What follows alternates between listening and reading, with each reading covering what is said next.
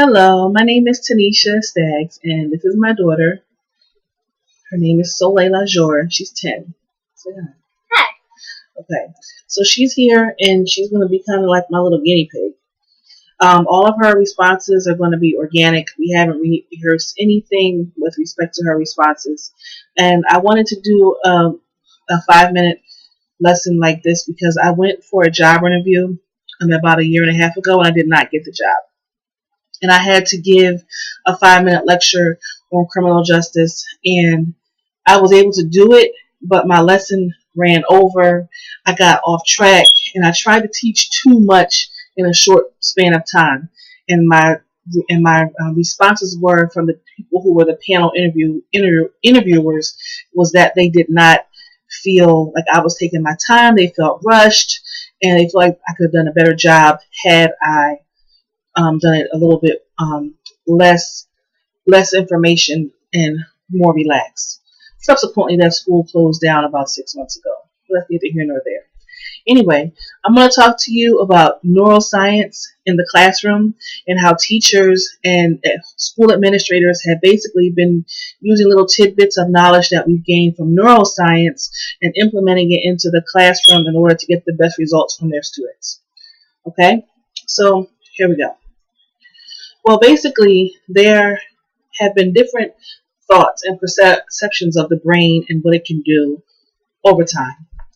The Egyptians in the ancient times, they thought that the brain was a useless organ.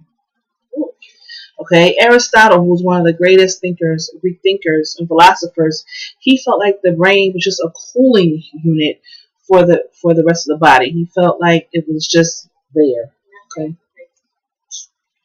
In the medieval times, they even thought that the brain housed the soul. We know that's not true. Okay? So that the brain is not a videotape. It's not a recorder. It gathers information. It stores things over time, but it's not a video recorder. The brain is our memories along with our sights, our feelings, our recollections are the things that enable us to make memories and learn. Okay? So there's different ways that neuroscience has come into the classroom. There's been subtle impact on the brain-based research. The relationship between neuroscience and research and education is very omnipresent. It's closely related. Neuroscience is helping to shape educational policies and influencing new ways of implementing technology.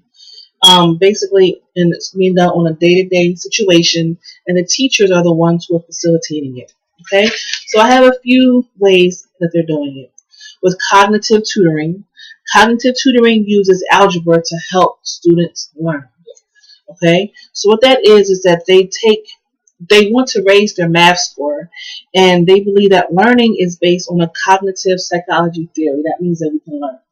Okay, learning is based on the theory that we can retain information. Okay, so they adjust that to each student's needs, and they track the student's progress to make sure that they're doing well and making substantial progress and headway.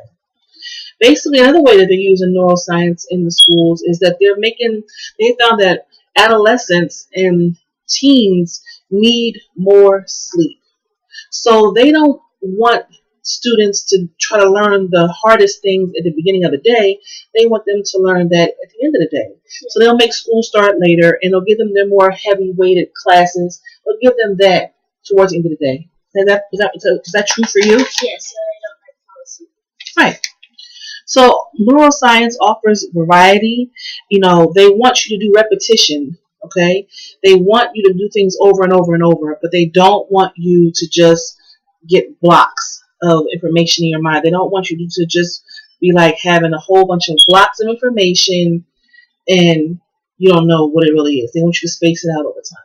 Okay, so neuroscience is also using the situation where they believe that either you use it or you lose it.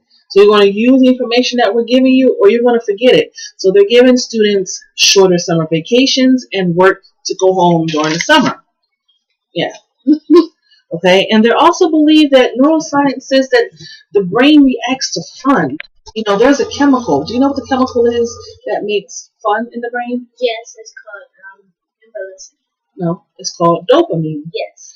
Dopamine is the fun chemical. Dopamine is a pleasure chemical. So that we have found that dopamine is released into the body when you're feeling happy. And there have been links to dopamine and increased learning. So when you're happy and excited about learning, you can retain the information. School is supposed to be an emotional experience, so they've also shown that things like anxiety and fear and shame and guilt make it hard for someone to learn. So they want to make the atmosphere as pleasurable as possible. Okay?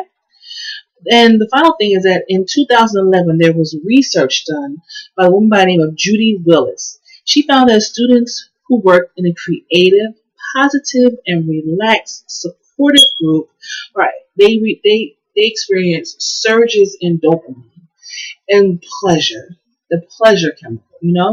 So they were able to gauge that and see that when you have all those things combined, it makes for a great atmosphere conducive for the maximization of learning. All right. Do you have any questions? Um, Make it quick. no. Are you sure? Yes. Did you enjoy that? Yes. All right. That was our presentation on um, neuroscience in the classroom and what teachers are doing to bring neuroscience into the classroom. Thank you. Okay.